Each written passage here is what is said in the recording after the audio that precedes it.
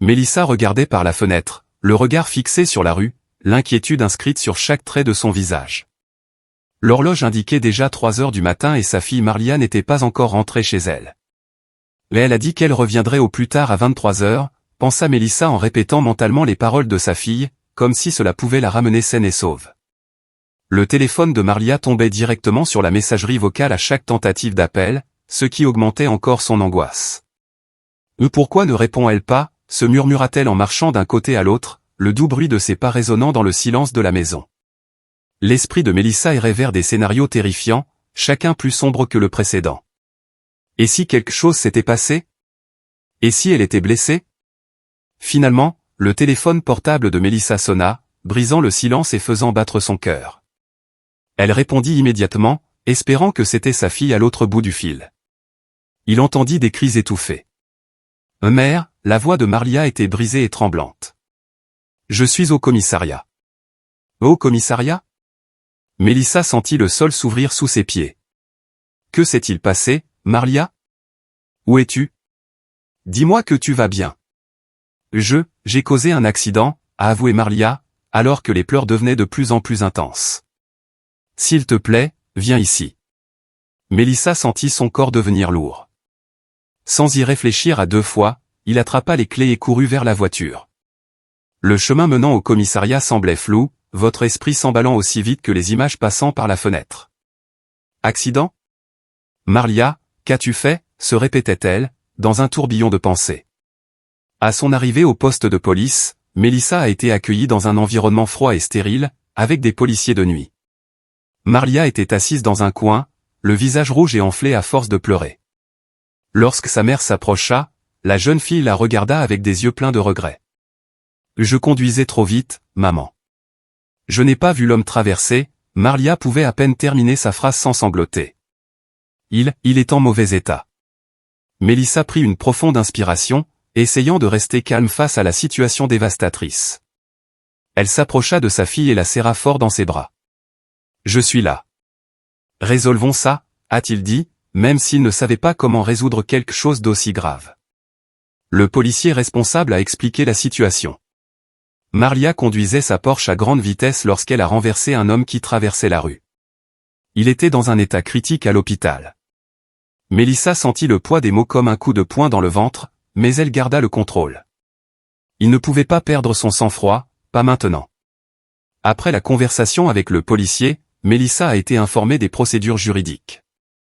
Il lui faudrait payer une caution pour que Marlia soit libérée, ce qui n'a pas été long à organiser. Elle serait également responsable des frais médicaux de l'homme écrasé, ce qui semblait être la moindre des choses. En attendant la libération de Marlia, la tension entre la mère et la fille était palpable. Mélissa avait envie de crier, elle voulait secouer sa fille et lui faire comprendre la gravité de ce qui s'était passé. Mais à ce moment-là, tout ce qu'il pouvait faire était de tenir la main de Marlia et de la serrer. « Tu as de la chance qu'il aille mieux », dit Mélissa après un long silence, sa voix ferme mais toujours pleine d'inquiétude. Marlia hocha simplement la tête, les yeux fixés sur le sol. Elle savait qu'elle avait fait quelque chose de terrible, mais elle n'arrivait toujours pas à comprendre pleinement ce que cela signifiait pour l'homme qu'elle avait blessé, pour sa propre vie et pour sa relation avec sa mère. Après la libération de leur fille, ils sont rentrés chez eux en silence. Le voyage, qui serait normalement rempli de musique ou de conversations triviales, était désormais lourd, suffocant. Mélissa regardait la route, mais son esprit était à des kilomètres, essayant de trouver une solution à ce qui semblait être la fin de sa patience envers sa fille. Lorsqu'ils arrivèrent enfin à la maison, Mélissa prit une profonde inspiration avant de parler. « Marlia, ça ne peut pas continuer comme ça. » Marlia, déjà épuisée émotionnellement, leva les yeux avec difficulté. « Je sais, maman. Je sais que j'avais tort. » « Non, tu ne sais pas. Tu n'as aucune idée des conséquences de tes actes. Je ne parle pas seulement de ce qui s'est passé aujourd'hui. Ce sont des années d'irresponsabilité, de penser que le monde tourne autour de toi, d'ignorer tout ce que j'essaie de t'apprendre, » explosa Mélissa, sa voix traduisant enfin toute la fatigue qu'elle ressentait. « Je vais aller mieux, je le promets », essaya de se défendre Marlia, les larmes coulant à nouveau sur son visage. « Les promesses ne suffisent pas, » répondit sèchement Mélissa. « Vous avez besoin d'un vrai changement, et ce changement commence maintenant. Je vous envoie étudier à l'étranger. Étudier à l'étranger, a demandé Marlia avec surprise. Mais je ne veux pas y aller. Je peux me changer ici, je n'ai pas besoin d'aller loin. Ce n'est pas une question de choix, Marlia, continua Mélissa avec fermeté. Vous le ferez. Vous étudierez, vous apprendrez à vous débrouiller seul et vous le ferez avec un minimum de ressources. Pas de luxe, pas de soins. Soit vous apprenez à être responsable, soit je ne sais plus quoi faire de vous. Marlia secoua la tête en signe de déni. L'idée d'être envoyée loin, sans le confort auquel elle était habituée, lui paraissait insupportable. Maman, s'il te plaît, écoute-moi. Je sais que je peux changer ici, je le jure. J'ai déjà entendu ça, coupa Mélissa. Et regarde où nous en sommes maintenant. Ce n'est pas une demande, Marlia, c'est une décision. Marlia pleurait plus intensément, mais les larmes n'avaient plus le même effet sur Mélissa qu'auparavant. Sa mère la regardait en silence, avec une tristesse amère qui s'était accumulée au fil des années. La voir souffrir lui brisait le cœur, mais Mélissa savait que c'était nécessaire. Dans les jours suivants, Mélissa a commencé à prendre toutes les dispositions pour envoyer Marlia dans un collège situé dans une ville lointaine, avec un budget serré. Elle ne céderait pas cette fois. Marlia devait faire face aux conséquences de ses actes, et c'était la seule façon pour Mélissa de donner à sa fille la chance de grandir. Lorsque le jour du départ arriva enfin, Marlia ne put s'empêcher de pleurer. Alors même qu'elle montait à bord de l'avion, elle se retourna, suppliant silencieusement sa mère de changer d'avis. Mais Mélissa n'a pas cédé. Elle est restée à l'aéroport, regardant l'avion partir, espérant que, après 5 ans, sa fille reviendrait transformée. Mélissa a ressenti un mélange d'anxiété et d'espoir alors qu'elle attendait à l'aéroport. Les 5 années loin de Marlia s'étaient écoulées lentement, et maintenant que sa fille revenait, elle ne pouvait qu'espérer que tout ce temps avait apporté le changement qu'elle attendait. Les appels vidéo, les messages et même les conversations téléphoniques ne l'avaient pas complètement convaincue. Marlia semblait plus calme, plus concentrée, mais Mélissa savait que le véritable test viendrait maintenant, quand les deux seraient à nouveau sous le même toit. Dès que Marlia est apparue à la porte des arrivées, portant une grande valise, Mélissa a couru pour la serrer dans ses bras. Ma fille, Mélissa la serra fort dans ses bras, sentant son cœur se réchauffer un peu. Tu m'as manqué aussi, maman. Marlia semblait plus sereine, avec un sourire calme sur les lèvres. Je suis content d'être de retour. Sur le chemin du retour, Mélissa ne pouvait s'empêcher de regarder sa fille, essayant de remarquer le moindre signe de changement. La conversation a été légère, Marlia parlant de combien les derniers mois avaient été chargés, mais disant qu'elle avait hâte de commencer une nouvelle phase. Mélissa s'accrochait à chaque mot, espérant que cette fois ce serait différent. Dès leur arrivée, Marlia a exprimé son désir de chercher rapidement un emploi. « Je ne veux pas rester assise, maman. Je veux travailler et contribuer à la maison. » Mélissa sourit fièrement. « C'est super, Marlia. C'est ce que j'espérais entendre. Je suis sûr que tu trouveras bientôt quelque chose. » Quelques jours plus tard, la nouvelle est arrivée que Marlia avait trouvé un emploi. Sa fille partait tôt le matin et revenait en fin de journée, toujours avec une expression fatiguée, mais elle semblait engagée. Mélissa ressentit un certain soulagement, comme si elle pouvait enfin commencer à se détendre. La Marlia qui était rentrée chez elle était plus responsable, plus mature. Ou du moins c'est ce à quoi cela semblait. Mais ce sentiment de soulagement fut de courte durée. Une nuit, alors qu'elle était sur le point de s'endormir, Mélissa fut de nouveau réveillée par la sonnerie de son téléphone. L'horloge sur le chevet indiquait 2h45 du matin. Elle savait que ça ne pouvait pas être quelque chose de bon. Le cœur battant, il répondit. « Madame Mélissa, ceci vient du commissariat de police. Votre fille, Marlia, a percuté un arbre avec sa voiture. On dirait qu'elle était sous l'influence de l'alcool. » Mélissa sentit le sol disparaître sous elle. « Elle va bien ? » Oui, elle est repartie avec une petite égratignure au visage. Personne d'autre n'a été impliqué dans l'accident, mais elle est en état d'arrestation pour conduite en état d'ébriété. Mélissa a raccroché le téléphone en serrant la main, elle ne pouvait pas croire qu'elle vivait encore ça. Il se leva, se prépara rapidement et se rendit au commissariat avec le même sentiment de désespoir qu'il avait éprouvé des années auparavant. À son arrivée, elle a été accueillie par un policier qui semblait habitué à gérer ces situations. Il a remis les affaires de Marlia en attendant sa libération. Parmi eux, le téléphone portable de sa fille, qui s'est accidentellement allumé avec une notification de message. Mélissa, sans vouloir envahir l'intimité de sa fille, a vu la première ligne du message à l'écran, « Tu as été viré pour absence constante. Tu n'as pas besoin de revenir. » Mélissa ferma les yeux et poussa un long et lourd soupir. Sa fille n'avait pas changé. Pendant tout ce temps, Marlia mentait, prétendant avoir une vie structurée, alors qu'en réalité l'irresponsabilité continuait. Le travail qu'elle avait obtenu en grande pompe avait déjà été perdu. Peu de temps après, Marlia a été libérée. Elle avait une petite coupure au visage, comme l'avait mentionné le policier, et elle évitait le regard de sa mère alors qu'elles marchaient ensemble vers la voiture. Le silence entre les deux était oppressant. Mélissa avait envie de crier, de confronter sa fille, d'exiger des réponses, mais elle était trop fatiguée, pas seulement physiquement, mais émotionnellement. Lorsqu'ils arrivèrent enfin à la maison, Mélissa s'arrêta dans le salon et regarda Marlia qui, sans dire un mot, monta les escaliers. Cependant, avant de disparaître dans le couloir, Mélissa rompit le silence. « Tu n'as pas changé, n'est-ce pas, Marlia ? Après tout, tu es toujours la même. » Marlia s'arrêta une seconde, mais ne se retourna pas. « Maman, j'ai mal à la tête. Je ne veux pas discuter maintenant. » La froideur de la réponse de Marlia coupa Mélissa comme une lame. « Un mot de tête ? C'est tout ce que tu as à dire après encore une fois. J'ai déjà dit que je ne voulais pas discuter. » Rétorqua Marlia, désormais en colère, sans prendre la peine de cacher son ton défensif. Mélissa secoua simplement la tête, renonçant à toute tentative de parler à ce moment-là. Force est de constater qu'une fois de plus, sa fille refusait d'assumer toute responsabilité. Il monta lentement les escaliers, sentant le poids de la déception s'accumuler sur ses épaules. Les jours suivants furent froids et lointains. Marlia passait la plupart de son temps dans sa chambre ou sortait de la maison sans dire où elle allait. Mélissa, à son tour, évitait d'entamer des conversations sérieuses, peut-être par peur d'affronter la vérité. Elle ne savait pas quoi faire d'autre. Il avait essayé par tous les moyens d'apprendre à Marlia à être responsable, à faire face aux conséquences de ses actes, mais il semblait que rien n'avait d'effet. Un soir, alors qu'elle était assise sur le canapé avec la télévision allumée comme simple distraction, Mélissa réfléchissait à toutes les tentatives ratées, à toutes les secondes chances qu'elle s'était données. L'accident, le procès, les années d'études à l'étranger, la perte d'emploi. Cela semblait être un cycle sans fin de promesses non tenues et d'espoirs déçus. Elle soupira profondément, ressentant la solitude d'être piégée dans cette situation.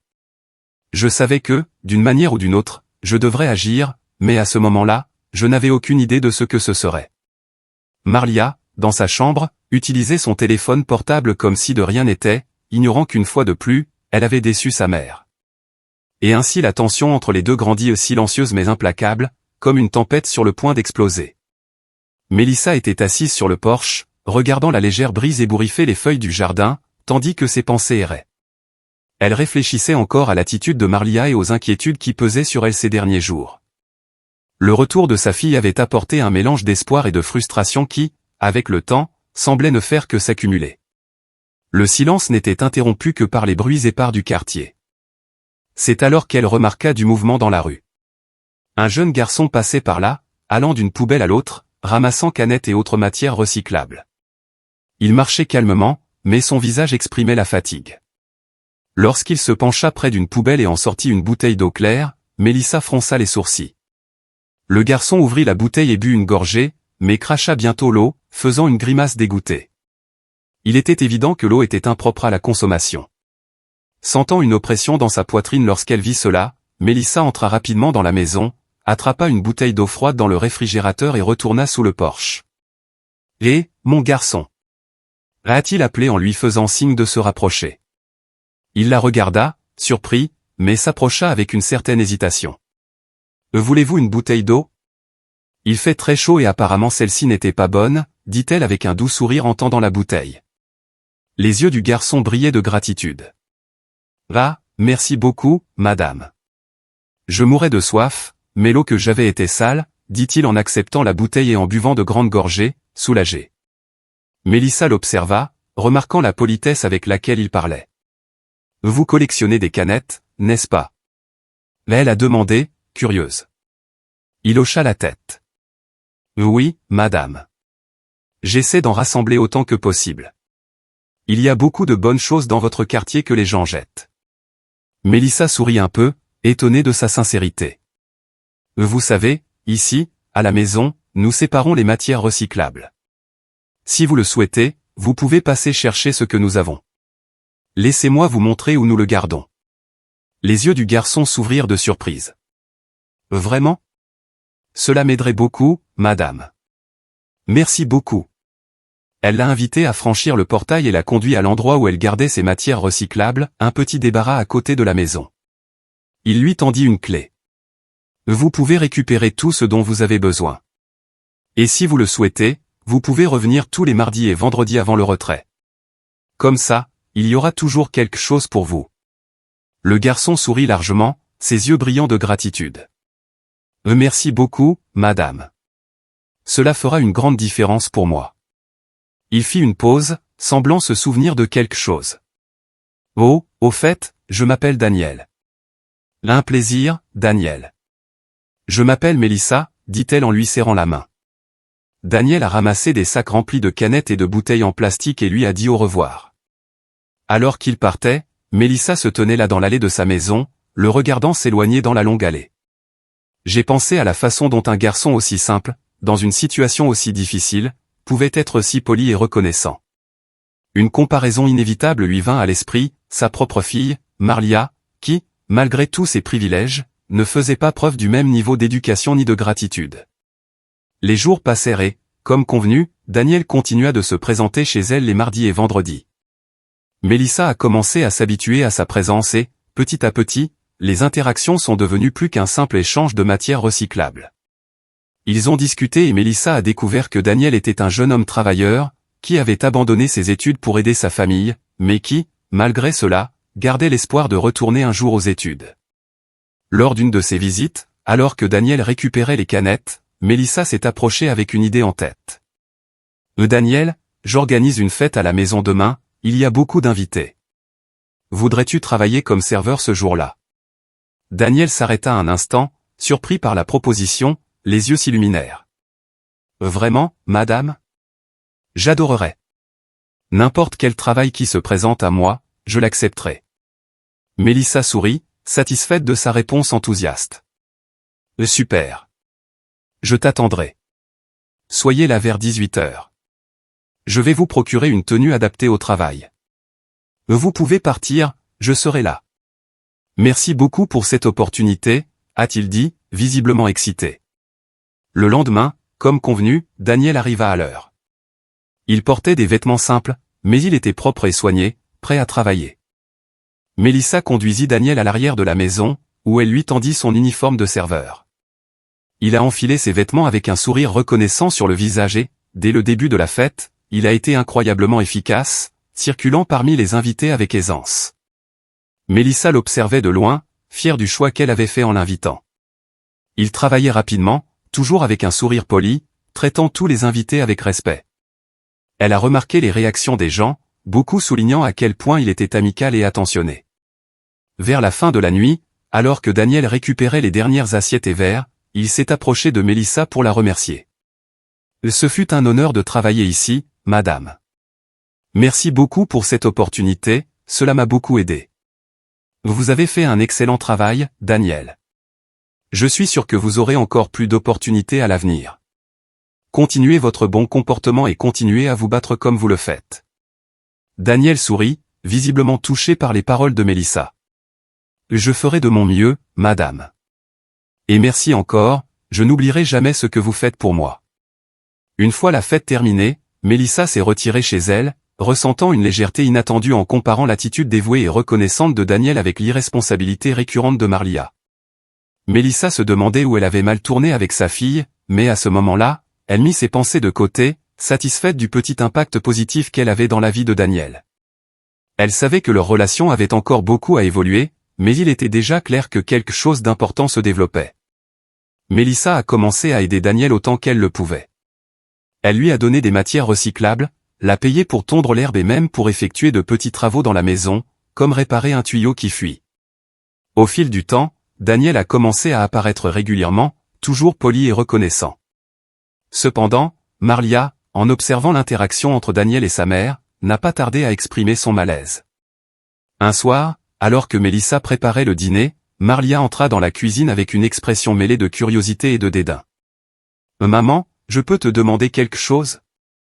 commença Marlia en croisant les bras et en s'appuyant contre le comptoir. Mélissa, qui remuait une casserole sur la cuisinière, regardait sa fille en haussant un sourcil. « Bien sûr, qu'est-ce que c'est ?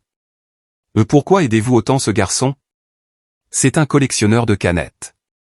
S'il fait ça, c'est certainement à cause des mauvais choix qu'il a fait dans sa vie. » Le ton de Marlia était plein de préjugés, ce qui a poussé Mélissa à arrêter immédiatement ce qu'elle faisait et à se tourner vers sa fille.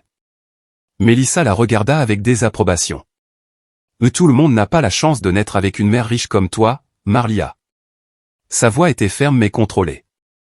Le commentaire a clairement touché une corde sensible chez Marlia, qui fronça les sourcils, irritée. « Ce n'est pas juste, maman, répondit Marlia sur un ton défensif. « Je pense juste qu'il est très jeune, il a probablement mon âge. C'est étrange que tu continues à l'aider autant. Tu devrais arrêter de faire ça. » Mélissa était furieuse du commentaire et a laissé tomber la cuillère en bois qu'elle utilisait. « Je n'ai aucune intention avec Daniel, si c'est ce que tu insinues. Comment peux-tu dire ça à propos de ta propre mère ?» Sa voix était pleine d'indignation. « Mais tu devrais arrêter d'être égoïste et commencer à penser un peu plus aux autres, Marlia. » Marlia, ne voulant pas reculer, croisa les bras avec encore plus de défi. La dame qui devrait y réfléchir à 2 fois avant de laisser entrer ici un vaurien. Qui sait ce qu'il a déjà fait? S'il ramasse des canettes, il a dû faire des erreurs, il continue probablement à avoir des ennuis. Marlia! Cria Mélissa, sentant son sang bouillir, mais avant de pouvoir dire autre chose, Marlia tourna les talons et monta les escaliers en direction de la chambre, voulant clairement mettre fin à la discussion. Mélissa resta immobile un moment, sentant sa frustration monter. Comment avait-elle élevé une fille aussi insensible et sans empathie? Même après la dispute, les paroles de Marlia ont continué à résonner dans l'esprit de Mélissa. Elle a toujours fait confiance à Daniel. Le garçon semblait sincère, gentil et poli, et ne manifestait aucun comportement qui la faisait douter de ses intentions. Cependant, cette graine de doute avait été semée. Mélissa a commencé à remettre en question ce qu'elle savait vraiment de Daniel. Cette nuit-là, après une journée bien remplie, Mélissa s'est couchée mais n'a pas pu dormir. Les commentaires de Marlia lui revenaient à l'esprit à plusieurs reprises, contre sa volonté. Une partie d'elle commença à se demander, et si elle avait raison? Et si je lui fais trop confiance sans vraiment savoir qui il est? Vers 2 heures du matin, incapable d'ignorer son malaise, Mélissa se leva, se dirigea vers l'ordinateur et commença à chercher des informations sur Daniel. Elle possédait encore des données sur lui qu'elle avait collectées lorsqu'il travaillait comme serveur à sa fête. Forte de ces informations, Mélissa a commencé ses recherches. Les premières pages de résultats n'apportaient rien de suspect, juste des mentions éparses sur des emplois temporaires et des activités liées à la collecte des matières recyclables. Cependant, lorsqu'il approfondit ses recherches, quelque chose apparut. Ce qu'elle a lu l'a laissé paralysé. Ses yeux se remplirent de larmes et son cœur battait vite. « Oh mon Dieu !» murmura-t-elle, choquée. « Comment ça se fait ?» L'information a révélé un passé sombre que Mélissa n'aurait jamais pu imaginer. Daniel, qu'elle connaissait comme un jeune homme poli et travailleur, avait vécu quelque chose de beaucoup plus complexe et douloureux qu'elle ne l'avait imaginé. Il sentit une boule dans sa gorge alors qu'il lisait ce qui semblait être un vieux rapport de police et des rapports sur une période troublée de sa vie. Elle ne pouvait s'empêcher de penser à ce qu'elle avait découvert. Il ferma l'ordinateur, mais le poids de cette information continuait de peser sur sa poitrine. Dans les jours qui suivirent, Mélissa pouvait à peine regarder Daniel de la même manière.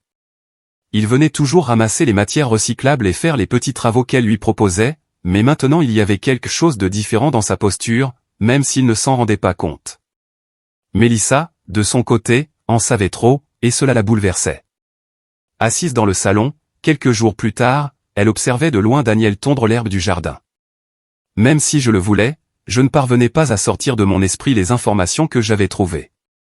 Le garçon semblait être le même que toujours, poli et gentil, mais maintenant Mélissa connaissait la douleur qu'il portait d'un passé difficile et des décisions qui, bien que compliquées, ne semblaient pas définir qui il était aujourd'hui. Elle soupira profondément, ne sachant que faire de cette information. En fin d'après-midi, avec une expression sérieuse sur le visage, Mélissa a appelé Daniel. L'air était lourd à mesure qu'elle approchait. Daniel, toujours respectueux, attendait en silence. Daniel, j'ai une proposition à te faire, dit Mélissa, brisant le silence.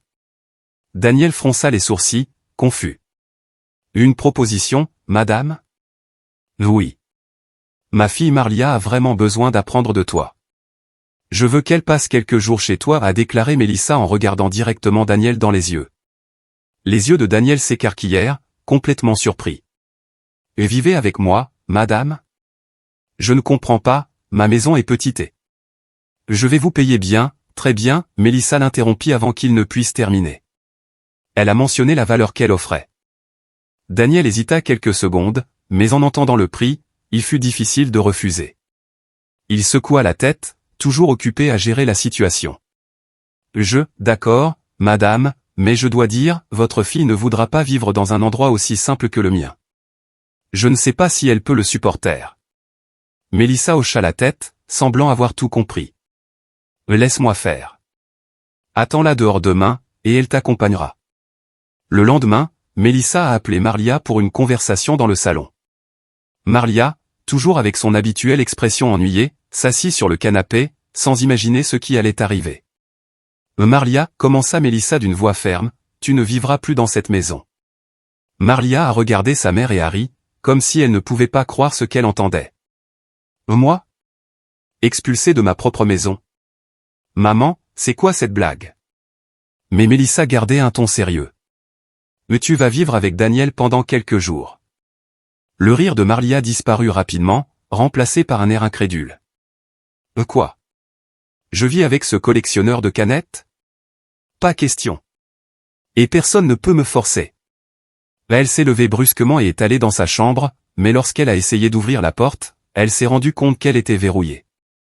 Avant qu'elle ait pu réagir, un des gardes de sécurité de la maison est apparu et lui a attrapé le bras, la conduisant à l'entrée. Marlia criait et se débattait. Ma mère est folle. Laisse-moi partir. Les agents de sécurité, entraînés et ne montrant aucune émotion, l'ont fait sortir. La porte se referma derrière elle avec un bruit sourd et Marlia frappa à plusieurs reprises, exigeant qu'on la laisse entrer. Mais personne n'a répondu. De l'autre côté, Daniel se tenait à côté de son chariot de recyclage, observant la scène avec un mélange d'embarras et d'empathie. Marlia se tourna vers lui, furieuse. Je ne viens pas avec toi, n'y pense même pas. La nuit commença à tomber, le ciel s'assombrit lentement et Marlia était toujours dehors, sans succès dans sa tentative de rentrer à l'intérieur de la maison. Après un long silence, Daniel, qui avait fait profil bas, s'avança. Ça devient dangereux ici. Nous ferions mieux d'y aller. Épuisée et sans alternative, Marlia a finalement abandonné. Avec un soupir vaincu, elle acquiesça. D'accord, mais sache que je fais ça parce que je n'ai pas d'autre choix. Ils marchèrent en silence jusqu'à la maison de Daniel. Lorsqu'ils arrivèrent, Marlia regarda autour d'elle et fut horrifiée. Pour elle, cela ressemblait à une cabane, loin du confort et du luxe auquel elle était habituée. Daniel, toujours poli, ouvrit la porte et lui fit signe d'entrer. « Vous pouvez rester dans ma chambre, » dit-il en désignant une porte au fond de la petite pièce. « Je dormirai dans le salon. » Marlia entra, observant l'environnement humble. La chambre était petite, avec un lit avec un matelas fin.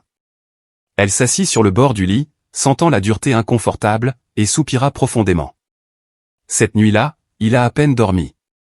Le matin, encore abasourdi par la situation, Marlia se rendit au salon, où Daniel était déjà réveillé, en train de préparer quelque chose de simple pour le petit déjeuner. Il plaça devant elle une assiette de pain et d'œufs, ce qui lui fit froncer le nez. « J'ai préparé un café simple, » dit-il avec un sourire amical. « J'espère que tu as faim. » Marlia regarda l'assiette avec dégoût. « Je ne mange pas ça, » dit-il sèchement en repoussant l'assiette avec sa main. Daniel, restant calme, haussa les épaules. « C'est bon. Si tu changes d'avis, c'est ici. » Elle se jeta sur le canapé du salon, se sentant frustrée et irritée par toute la situation. Assise là, dans le silence inconfortable de la maison, Marlia entendit un bruit venant de l'autre pièce. Elle fronça les sourcils et se tourna vers Daniel. « Qu'est-ce que c'est? Y a-t-il quelqu'un dans l'autre pièce ?» Daniel la regarda et hocha la tête. « C'est mon père. Il dort encore. » Marlia a regardé la porte fermée, mais n'a rien demandé d'autre. L'inconfort d'être dans cette maison, d'être si hors de sa zone de confort, lui pesait. Alors que Daniel se préparait à sortir chercher des canettes, il regarda Marlia une dernière fois avant de partir. « Je vais travailler. Je ne serai pas long. Si tu as besoin de quelque chose, attends et je reviens bientôt. » Marlia n'a pas répondu. Elle restait assise là, regardant le temps passer à travers la fenêtre sale et l'environnement simple qui l'entourait. La vie qu'elle connaissait semblait lointaine et la réalité à laquelle elle était désormais confrontée était insupportable. Marlia était assise sur le canapé, essayant encore de s'adapter à la simplicité de cette maison, lorsqu'elle entendit un bruit venant de la chambre de Daniel. La porte s'ouvrit lentement, révélant Tullio, le père de Daniel, en fauteuil roulant. Il avait une expression amicale mais fatiguée alors qu'il entrait dans le salon. « Salut, tu dois être Marlia, dit-il avec un sourire. Daniel m'a dit que tu allais passer quelques jours ici avec nous. » Marlia se contenta de hocher la tête, ne sachant pas exactement comment réagir. Elle n'était pas habituée à de telles interactions, surtout dans un environnement aussi simple. Tullio, en revanche, semblait plutôt à l'aise avec le silence, remplissant l'espace de ses propres mots. « Je suis Tullio, le père de Daniel, se présenta-t-il. Cette chaise ici me permet de rester sur la bonne voie, a-t-il plaisanté en tapotant les accoudoirs du fauteuil roulant. Je n'ai pas pu faire grand-chose depuis que je suis comme ça, mais je fais ce que je peux. Et en parlant de ça, puisque je suis debout, ou plutôt sur roue, je vais pour préparer le déjeuner. » Tullio se déplaçait facilement dans la cuisine, démontrant que, malgré ses limitations physiques, il avait toujours le contrôle sur sa routine. Tout en préparant le déjeuner, j'ai continué à parler de choses du quotidien, d'histoires sur Daniel, la maison et comment il s'est adapté à la vie quotidienne. Marlia restait silencieuse, observant chaque mouvement et écoutant sans vraiment s'absorber. « Le déjeuner prêt », annonça Tullio en apportant 2 plats sur la petite table de la cuisine. « C'est simple, mais c'est solidaire. » Marlia regarda l'assiette avec une expression neutre. Elle savait qu'elle devait être polie, mais l'odeur et l'apparence de la nourriture la répugnaient. « Je n'ai pas faim, » dit-il en se retirant sur le canapé. Tullio ne parut pas offensé. « D'accord, peut-être plus tard, » répondit-il avec un sourire, s'installant sur sa chaise pour manger. Après le déjeuner, il a pris ses médicaments et a expliqué, sur le même ton désinvolte qu'auparavant, que la douleur dans son corps l'épuisait. « J'ai besoin de me reposer maintenant, Marlia. Ces douleurs me tuent et je ne supporte pas de rester éveillé trop longtemps. Nous en parlerons plus tard, » dit-il en retournant lentement dans la pièce. Marlia se retrouva de nouveau seule, ressentant un étrange vide. Cet environnement et ces gens étaient très loin de tout ce qu'elle connaissait, et même si elle essayait de ne pas y penser, la réalité l'entourait tout le temps. Elle se laissa tomber sur le canapé, regardant le plafond, essayant de se distraire avec le doux bruit de la pluie qui tombait dehors. C'était déjà le soir quand Daniel rentra chez lui, mouillé et fatigué. Il entra avec un sac de collation et les posa sur la table de la cuisine. « Désolé pour le retard. J'ai attendu que la pluie s'arrête, mais il semble que la situation n'ait fait qu'empirer. J'ai apporté des collations, j'espère que vous avez encore faim, » a-t-il déclaré. Marlia, qui mourait de faim, se dirigea rapidement vers la table et mangea tout ce que Daniel lui proposait. Elle, qui dans les premiers jours refusait de rien accepter, mangeait désormais en silence. « Votre père a l'air d'être un homme bon, » commenta-t-elle en s'essuyant la bouche avec sa main. Daniel sourit, mais il y avait une pointe de tristesse dans ses yeux. Il l'est. Mais malheureusement, comme il est confiné dans un fauteuil roulant et qu'il a des douleurs qui ne disparaissent jamais, il ne peut plus travailler. Je fais ce que je peux pour lui. Marlia n'a pas répondu. Elle se sentait toujours mal à l'aise dans cette maison, comme si rien n'avait de sens pour elle. Les jours passaient lentement et elle essayait, en vain, de rentrer chez elle. Chaque fois qu'il appelait sa mère, la réponse était la même. « Mais tu vas rester là jusqu'à ce que tu apprennes quelque chose. » Cela la frustrait. Le sentiment d'être coincée là, incapable de retrouver le confort de son ancienne vie, la rendait de plus en plus impatiente. Une nuit, Daniel est arrivé plus tard que d'habitude. Marlia, déjà habituée à sa routine, était inquiète. « Et qu'est-ce qui t'a pris si longtemps ?» demanda-t-elle quand il entra. « J'ai attendu que la pluie s'arrête, » répondit Daniel, épuisé, en se jetant sur le canapé, complètement vidé. Il essaya de trouver une position confortable, mais le petit canapé usé n'était pas attrayant. Marlia l'observa en silence pendant quelques minutes, quelque chose la dérangeait intérieurement. Pour la première fois, elle commença à penser à quelqu'un d'autre qu'elle-même. Il s'approcha de Daniel et le poussa légèrement. « Mais tu n'as pas l'air très à l'aise là-bas » dit-elle avec hésitation. Daniel ouvrit lentement les yeux, confus. « Je vais bien, Marlia, je suis juste fatigué. » Elle secoua la tête. « Non, tu ne le laisses pas, va dormir dans ta chambre. Je dormirai ici ce soir. » Il se redressa, surpris par cette suggestion. « Mais tu n'es pas obligé de faire ça. Je vais bien. Mais tu dois travailler tôt demain. Tu as besoin de te reposer. Va dormir dans ta chambre. » « Je resterai ici, » répondit Marlia avec fermeté, ce que Daniel n'était pas habitué à entendre d'elle. Trop épuisé pour discuter, Daniel finit par accepter l'offre et se rendit dans sa chambre. Pour la première fois, Marlia s'allongea sur le canapé, étrangement satisfaite d'avoir agi ainsi. Les jours continuaient de passer. Marlia passait ses après-midi à parler avec Tullio, qui avait toujours des histoires à raconter. La nuit, Daniel les rejoignit. La simple routine et les interactions avec les deux changeaient lentement la perspective de Marlia, même si elle-même n'en était pas encore complètement consciente. Un jour, Marlia s'est réveillée tôt, avant Daniel et Tullio, et a décidé de faire quelque chose de différent. Il est allé à la cuisine et a préparé le petit déjeuner. Ce n'était rien de spécial, juste ce qui était disponible dans la maison, mais le simple fait de préparer quelque chose pour eux deux était nouveau pour elle.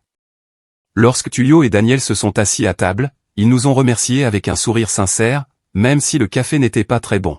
« Merci, Marlia » dit Daniel avec un sourire. C'était une belle surprise. Plus tard dans la journée, Daniel s'est rendu chez Mélissa pour récupérer les matières recyclables et en a profité pour faire le point sur Marlia. Lorsque Mélissa lui dit que sa fille avait préparé le petit déjeuner pour lui et Tullio, elle fut surprise, un sourire apparaissant sur son visage. « Où est-ce qu'elle a préparé le café ?» demanda Mélissa, incrédule mais heureuse. On dirait qu'elle est enfin en train de changer. Cela faisait maintenant 2 semaines que Marlia vivait chez Daniel. Pendant ce temps, elle a appris à mieux connaître la routine de cette humble maison et, étonnamment, elle a commencé à s'habituer à la simplicité. Tullio, toujours plein d'histoires, semblait apprécier sa compagnie. C'est au cours d'une de ces conversations que Marlia, curieuse, a finalement demandé ce qui la tourmentait depuis quelques jours. « Tullio, puis-je te demander quelque chose ?» commença-t-elle avec hésitation. « Pourquoi es-tu en fauteuil roulant ?» Tullio soupira, mais garda son sourire calme habituel. « Ah, c'était un accident. C'est arrivé il y a 5 ans. Depuis, ma vie a complètement changé. » Le monde de Marlia s'est figé à ce moment-là. Son esprit commença à relier les faits, et une prise de conscience bouleversante l'envahit. « Il y a 5 ans, j'ai aussi provoqué un délit de fuite. » Sa respiration s'accéléra et elle pouvait à peine regarder Tullio alors qu'il continuait à parler, décrivant l'impact de l'accident sur sa vie. Il entendit à peine le reste de l'explication. Il sentit sa poitrine se serrer et se releva brusquement. « Je dois partir, » dit-il, incapable de retenir les larmes qui commençaient déjà à couler. Elle sortit en courant de la maison, sans dire au revoir, et courut dans la rue en direction de la maison de sa mère. Chaque pas qu'il faisait semblait susciter une nouvelle vague de culpabilité et de désespoir. Lorsqu'il est finalement arrivé à la maison, il a commencé à frapper à la porte en pleurant. « Maman, ouvre-le. Maman !» Mélissa, effrayée par les cris, courut vers la porte. Lorsqu'il l'ouvrit, il trouva sa fille le visage enflé à force de pleurer. « Que s'est-il passé, Marlia ?» demanda Mélissa, inquiète. Marlia, incapable de contrôler son émotion, regarda sa mère directement dans les yeux et posa la question qu'elle craignait. « Maman, c'était moi. C'est moi qui ai renversé le père de Daniel. » Le silence qui suivit fut insupportable. Mélissa prit une profonde inspiration, l'expression de son visage lourde. « Oui, Marlia, dit-elle finalement, la voix basse. Tu es responsable de cet accident. Après avoir écrasé Tullio, sa vie a changé pour le pire. Il a perdu son travail, le mouvement de ses jambes, et Daniel, il a arrêté ses études pour subvenir aux besoins de la maison. Il est arrivé qu'en commettant un petit délit, il a volé de la nourriture quand il était plus jeune parce qu'il n'avait aucun moyen de manger. Mais depuis, il a commencé à collecter des boîtes de conserve pour survivre. » Ces mots pesaient sur le cœur de Marlia comme une encre qui la tirait au fond de l'océan. Elle avait passé tout ce temps à juger Daniel, croyant qu'il était dans cette situation à cause d'un manque de volonté ou de mauvais choix, mais maintenant elle comprenait qu'il était ainsi à cause d'elle. Marlia tomba à genoux en sanglotant. Je ne savais pas. Je ne savais pas que j'avais causé autant de choses. Que ai-je fait? Mélissa s'accroupit à côté de sa fille et posa une main sur son épaule. Marlia, ce n'est facile pour personne, mais tu avais besoin de savoir. Maintenant que tu le sais, tu dois décider comment gérer ça. Marlia, qui pleurait toujours, secoua la tête, mais fut incapable de répondre. Elle se releva lentement et, sans un mot, retourna vers la maison de Daniel, chaque pas plus lourd que le précédent. Lorsqu'il arriva, Daniel était dans la cuisine, en train de préparer quelque chose pour le dîner. Il regarda Marlia lorsqu'elle entra, réalisant immédiatement que quelque chose n'allait pas. Elle avait l'air perdue, les yeux gonflés et le visage pâle. Il fronça les sourcils. « Marlia, que s'est-il passé ?» demanda-t-il, inquiet. Elle hésita, sentant le poids des mots qu'elle avait besoin de dire, mais elle savait qu'elle ne pouvait rien cacher d'autre. « Daniel, il y a quelque chose que tu dois savoir. » Il resta silencieux, attendant, tandis que Marlia détournait le regard, incapable de le regarder. « C'est moi qui ai écrasé ton père », avoua-t-elle finalement, sa voix à peine au-dessus d'un murmure. Le monde de Daniel sembla s'arrêter un instant. Il cligna lentement des yeux, réfléchissant à ce qu'il venait d'entendre. Le silence entre eux était si dense qu'il semblait impossible de le rompre. Il s'éloigna du comptoir, ayant l'impression que le sol avait disparu sous ses pieds. « Et toi ?» La voix de Daniel était incrédule, presque choquée. « C'était moi », répéta Marlia, les larmes coulant à nouveau. « Je ne le savais pas, mais maintenant je sais que c'était moi. » Daniel resta silencieux quelques instants, essayant d'assimiler la portée de ses paroles. Il regarda Marlia, ses yeux reflétant un mélange de douleur et de colère, mais lorsqu'il parla enfin, sa voix était calme. « Sortez d'ici. » Marlia, accablée par le désespoir, fit un pas en avant. « Daniel, s'il te plaît. »« Je ne savais pas. Je suis vraiment désolé. »« J'ai dit, répéta-t-il, maintenant plus fermement, mais en gardant toujours son ton contrôlé. Marlia, submergée par la culpabilité et le rejet, recula de quelques pas. « Je voulais juste aider. Je ne savais pas. » Daniel prit une profonde inspiration, les yeux remplis d'une profonde douleur. « Cela ne change rien à ce qui s'est passé. J'ai besoin que tu partes. » Sans aucune autre résistance, Marlia se retourna et quitta la maison. Les larmes n'arrêtaient pas de couler alors qu'elle retournait à la maison de sa mère. Lorsqu'il arriva, il entra sans dire un mot, trouvant Mélissa dans le salon. « Il m'a renvoyé, » dit Marlia, la voix brisée. « Je lui ai dit et il m'a dit d'y aller. » Mélissa, voyant la tristesse de sa fille, la serra dans ses bras. Même si je me sentais désolé pour elle, je savais que Marlia devait traverser cette épreuve et comprendre la gravité de ses actes. Malgré tout, le chagrin était inévitable. « Je sais, ma fille, je sais, » dit doucement Mélissa, tenant Marlia dans ses bras alors qu'elle pleurait. Marlia était assise à la table de la cuisine et regardait sa mère avec une expression sérieuse. « Maman, nous devons aider Daniel et son père. Nous ne pouvons pas laisser les choses telles qu'elles sont, » a insisté Marlia. Mélissa, qui réfléchissait également à tout ce qui s'était passé, hocha lentement la tête. « Je suis d'accord, Marlia. Mais qu'as-tu en tête ? » « Je veux changer, maman. Je veux faire quelque chose pour eux, » a répondu Marlia avec conviction, même si le poids de la situation était encore visible sur son visage. Mélissa soupira et se leva. « Je leur parlerai le lendemain. » Mélissa a décidé d'aller chez Daniel. Elle savait que la relation entre Daniel et Marlia était trop délicate et ne voulait pas forcer une réconciliation. À son arrivée, Daniel était dehors, fouillant dans son chariot de matière recyclable. « Mélissa, » dit-il, surpris de la voir. « Et que faites-vous ici ?» Elle commença sur un ton doux mais déterminé. « Je suis venu te parler, toi et ton père. » Daniel la regarda avec un air surpris. « Et s'il s'agit de Marlia, j'ai déjà dit que je n'avais rien contre toi, mais je ne veux vraiment plus avoir de contact avec elle. » Mélissa secoua la tête. « Je respecte ta décision, Daniel. Je ne suis pas ici pour parler de Marlia. Je suis ici pour parler à ton père. » Daniel hésita un instant, mais finit par accepter et lui ouvrit la porte pour qu'elle puisse entrer. Tullio était assis dans le fauteuil roulant, près de la table du salon. Lorsqu'il vit Mélissa, il lui fit un sourire amical. « Là, tu dois être la mère de Marlia, dit-il avec une étincelle dans les yeux. Daniel m'a raconté un peu l'histoire. Mélissa a ressenti une oppression dans la poitrine, mais elle a été honnête dès le début. Oui, c'est moi. Je suis la mère de la femme qui l'a renversée, et je suis venu ici aujourd'hui parce que je sens que c'est mon devoir de t'aider. Tullio la regarda un instant puis laissa échapper un rire doux, presque soulagé. Chaque jeune homme a un cerveau de moins, dit-il en souriant. Je n'ai aucune rancune contre Marlia. D'après ce que Daniel m'a dit, elle semble être une bonne jeune femme. La vie a des choses comme ça, n'est-ce pas? Mélissa sourit, soulagée en entendant les paroles de Tullio. Je suis content d'entendre ça, mais je veux quand même faire quelque chose pour toi. Je veux t'aider.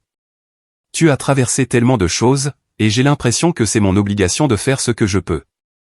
Tullio secoua la tête en souriant. Pas besoin, Mélissa. Nous sommes habitués à gérer les choses telles qu'elles sont. Mélissa n'a pas abandonné. Je peux vous trouver un emploi, à vous deux et à Daniel. Je peux vous aider à terminer vos études. Je sais que cela ne détruira pas ce qui s'est passé, mais c'est le moins que je puisse faire. Tullio resta silencieux quelques secondes, pensif. Il regarda ensuite Daniel, qui se tenait dans un coin de la pièce et écoutait. Eh bien, c'est une proposition difficile à refuser, dit-il avec un sourire. Je pense que nous pouvons l'accepter. Mélissa a également souri, sentant qu'elle pouvait enfin faire quelque chose de positif. Et encore une chose, Tullio, continua-t-elle. J'aimerais que tu voies un médecin. Je sais que tu ne pourras plus marcher, mais peut-être pouvons-nous trouver un moyen de soulager ta douleur. Tullio eut l'air un peu surpris, mais finit par dire « J'accepte, Mélissa.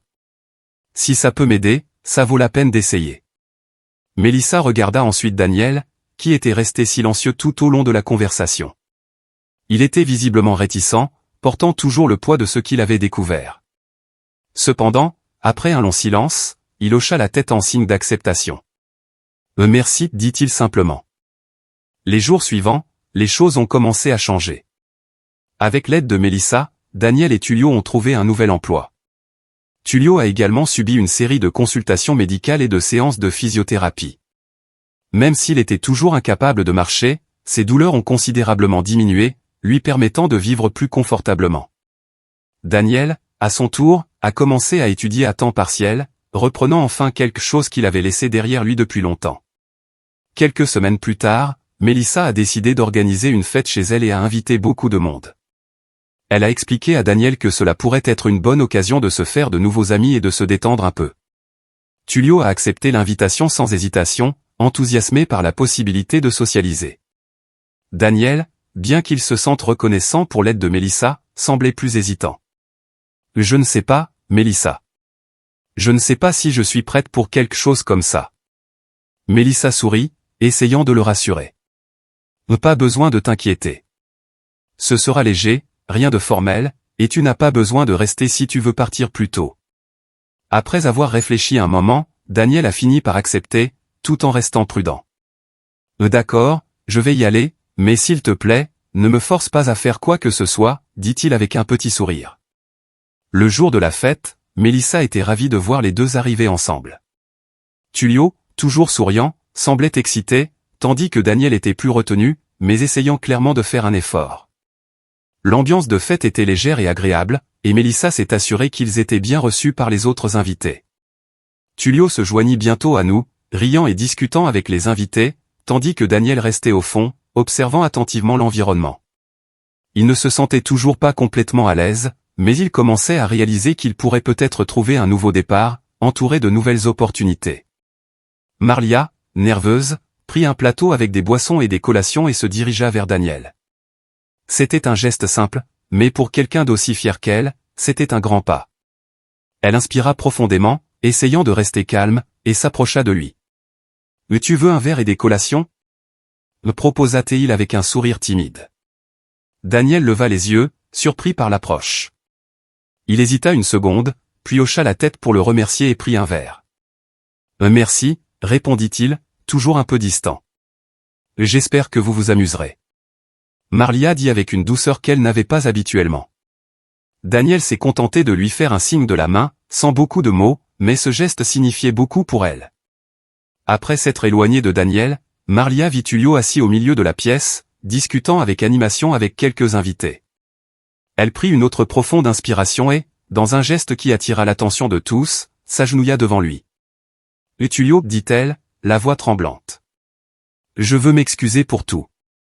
Pour ce qui t'est arrivé et tout ce que cela a causé dans ta vie. » Les invités environnants restaient silencieux, observant la scène. Tullio la regarda avec une expression douce, mais surpris par l'intensité de la demande. Il la prit aussitôt par les bras et la souleva, avec un gentil sourire. « Marlia, tu n'as pas besoin de faire ça, dit-il. Je vois à quel point vous êtes désolée et vous avez déjà fait tant pour nous. C'est plus que suffisant. » Marlia sourit, essuyant les larmes qui commençaient à lui monter aux yeux. « Merci, murmura-t-elle, émue. « Maintenant, va t'amuser, dit Tullio en riant légèrement. « Mais tu mérites de profiter de ce soir. » Mélissa, qui regardait de loin, s'est approchée de Tullio peu après. « Je ne m'attendais pas à ce que Marlia ait le courage de faire quelque chose comme ça, a-t-elle commenté, visiblement impressionnée. Tullio secoua la tête en souriant. Mais elle a changé. Ça se voit. Ce n'est pas facile d'admettre de telles erreurs, surtout devant tout le monde. Les deux hommes ont commencé à parler des changements survenus au cours des dernières semaines. La conversation entre eux s'est déroulée naturellement et ils ont fini par passer une grande partie de la nuit ensemble, à rire et à partager des histoires. Pendant ce temps, Daniel, qui avait vu toute la scène entre Marlia et son père, s'approcha d'elle. Il avait l'air sérieux, mais ses yeux reflétaient un léger changement. « J'ai vu ce que tu as fait, dit-il en s'arrêtant à côté d'elle. Je sais que ce n'est pas facile pour toi. Ce ne sera pas facile pour moi non plus, mais je suis prêt à essayer de te pardonner. » Marlia sourit, soulagée et reconnaissante. Elle lui tendit la main et Daniel la serra. C'était un moment important entre les deux. Ils commencèrent à parler, ce qui semblait impossible auparavant coulait naturellement. Les blessures étaient toujours là, mais il y avait une volonté mutuelle d'aller de l'avant. Au fur et à mesure que la nuit avançait, Marlia commença à remarquer que, tandis que Tullio parlait avec animation avec toutes les personnes présentes, Daniel restait plus réservé, n'interagissant pas beaucoup avec les autres. Elle décida de revenir vers lui, essayant de se sentir plus à l'aise. C'est à ce moment-là qu'Amanda, sa meilleure amie, apparut à côté d'elle, curieuse. « Cet ami est vraiment beau, » dit Amanda avec un sourire enjoué. « Et qui est-il » Marlia a pris le moment de présenter les deux. « Amanda, voici Daniel. »« Daniel, voici ma meilleure amie, Amanda. » Les deux hommes échangèrent d'abord des regards timides, mais bientôt la conversation commença à couler. Amanda, toujours extravertie, a réussi à briser la glace rapidement, et Marlia était heureuse de voir que Daniel semblait se sentir plus à l'aise.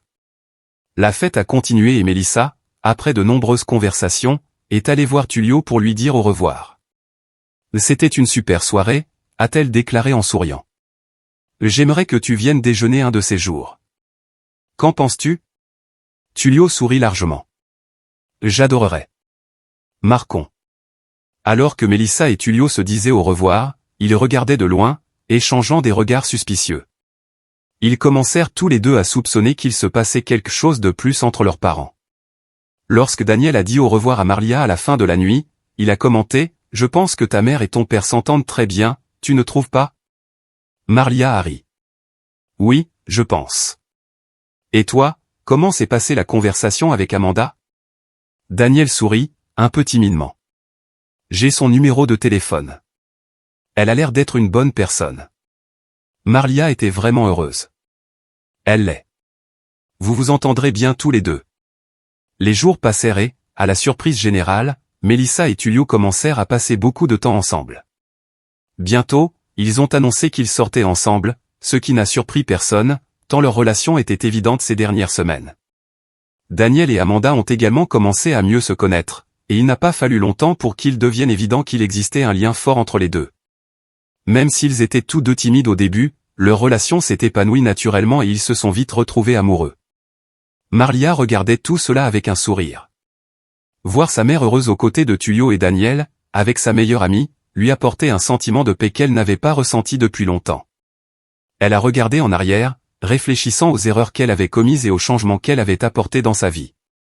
Le passé avait peut-être été effacé, mais elle était heureuse d'avoir eu la chance de faire quelque chose pour réparer ce qu'elle pouvait. Au fil du temps, la vie a continué et ce qui était autrefois une scène de douleur s'est transformé en amour et en nouvelles opportunités. Marlia savait que son voyage était toujours en cours. Pour la première fois depuis longtemps, il se sentait vraiment en paix.